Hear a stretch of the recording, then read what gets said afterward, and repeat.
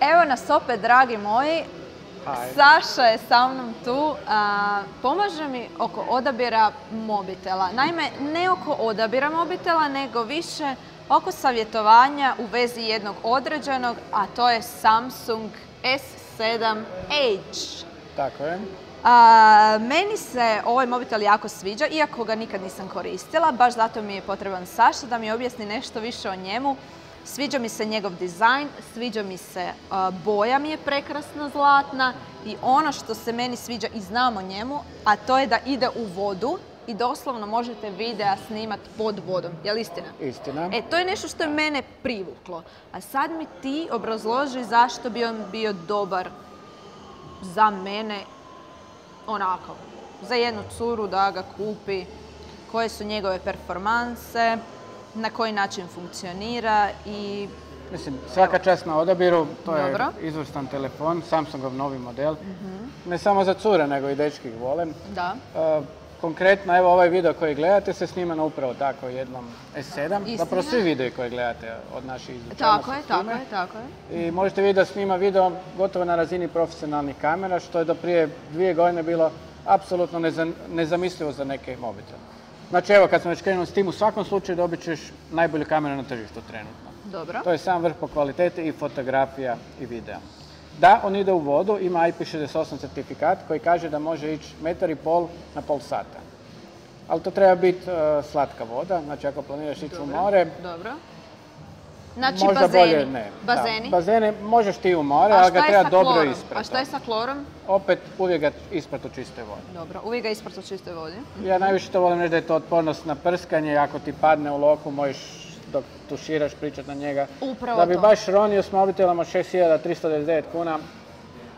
Ali može se, ja sam vidjela i to. Ja sam vidjela i to da su se ljudi snimali s takvim mobitelom pod vodom. Ok, nije bilo u moru, bilo je u bazenu, istina.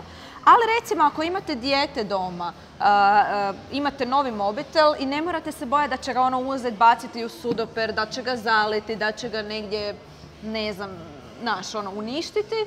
Stvarno ovaj mobitel je odličan. Možete raditi gluposti, vidiš ovaj mobitel. On je jučer bio u pivi. Nemoj zezati. Da. Vidiš, kao što vidite, još uvijek radi. Nemojmo to reći Samsungu, to je njihov telefon, ali da, bio je u pivi. Saša? Nismo znali takvog Saša. Dobro. Eto, upravo to je to o čemu pričamo. Znači možete ne mora se toliko takve paziti. Stvari, on je značajno otporniji. Druga stvar, neće od znoja ili nešto neće zakorodirati. Sasvim sigurno je otporniji na atmosferilije i to je sigurno plus. On ima jedinstveni zakriveni ekran. To je prošle godine uvedeno, evo to možeš vidjeti. To mi se jako sviđa. Kako izgleda. On ima tu dodatne funkcije tom ekranu. Možeš pozvati brzi meni. Ajmo to pokazati malo na kameri. Čekaj. Ajde sad pokaži. Znači to možeš u bilo kojem trenutku. Recimo da si u kameri, ali želiš taj dodatni meni pozvati. Evo tu je. Znači možeš staviti. Vidite kako ima zakrivljeno ovdje i pozvat ga s ove strane. I samo si stavljaš što želiš na tom brzom meniju koristiti. Dobro. Ono što mene zanima, naravno, kamera s prednje strane za raditi selfije. Kako nam to izgleda? Pa dok si ti u kadru jako dobro, kad se ja malo manje, ali to je vrhunska kamera. Znači selfie kamera je jako dobra i bit ćeš sigurno zadovoljna sa kvalitetom snimke. Da. Jesam. Čekaj. Evo ga, pogledajte boje. Iza sve. Ovo je naša gaming strana. O tom ćemo pričati jedan drugi put. Tako je. Ok, sviđa mi se. Šta još moram paziti? To je trenutno najbrži telefon na tržištu. Kako misliš najbrži? On ti sve radi brže nego recimo prošlogodišnji model. Čak i obično surfanje, on će prije otvoriti jutarnji HR nego stari modeli. Tipkovnica radi brže. Ovo sve radi savršeno glatko. Znači, nema trzanja, zaista te performanse vidiš u praksi. To je izuzetno brz telefon. On je brži od jeftinih laptopa. Kad pogledaš njegove performanse, ovaj laptop je 2-3 tisuće kuna, ovo je čudo brže. I tu je vrhunski po tom. Kakav je s baterijom? To mi je isto jako bitno, da mi baterija dugo drži. To je Samsung također uspio poboljšati u odnosu na prošlogodišnji model. Ova je baterija fizički veća, 3600 mAh naprema 2550. To je mjera kapaciteta. Traje do 2 dana. Recimo, stvarno? Prije sam imao neki telefon, nećemo ga imenovati. Dobro, oko 4-5 svaki dan sam ga punio. Znam. Ovaj dođem doma na večer, još mi je 30%. Ja ga ne mogu potrošiti jedan dan. Mi ćemo tu cijeli dan razgovaraš cijelo vrijeme s njim? Snimamo, evo vidjet ćeš na kraju dana. Taj telefon i dalje izgleda ima još struje za 30-40%. Ovo ću vam iz prve Baterija ruke... je super. Ovo ću vam iz prve ruke reći da li je istina, ali vjerujem da je. Kad ga uzmeš, da, svakako. Znači, baterija je jedna od najboljih na tržištu i tu je Samsung također napravio veliki iskor. Možemo reći da on zapravo izgleda slično kao A6 Edge, malo je veći, ali je bolji po svim parametrima. Ok, ali čula sam da ima isto takav model koji je malo jeftiniji.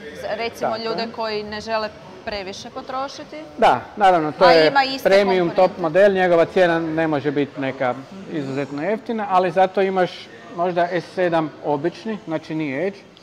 Znači on je i dalje od stakla, aluminija napravljen. Je li to ova ista boja ili slična? Ista je, znači oba su zlatna. Tako je. Dobro.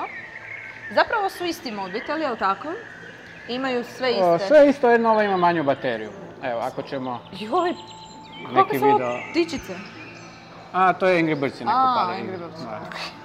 Ono što vidiš odmah je manji zaslon, ovaj je 5.1, ovaj je 5.5 inča. Ali kvaliteta vrhunska, znači to su oba dva super AMOLED zasloni. To je ko OLED na televizoru, najbolje na tržištu što postoji. Znači, samo je ovo prihvatljivija cijene, je li tako? Tako je, on je manji, ima bateriju nešto manju i cijena mu je 800 kuna niže. Neko možda ni ne želi toliko veliki telefon. Kužem, da. Naravno, glavna razlika je nema zakriveni rubovi. Aha, tako je, da, to vidim, nema zakriveni. Ovaj je isti, je li tako, samo crni? Ovo su Edge, samo evo crna boja, ima još i bijeli model. Mislim da nije izložen ovdje, nije, da. Ali imate i taj, jel? Tako je. Dobro, meni se sviđa ovaj zlatno, iako izgleda onako ko zlatno-rozi, bakreni, jel tako? To ovisno kako pada svjetlo, da. Upravo to.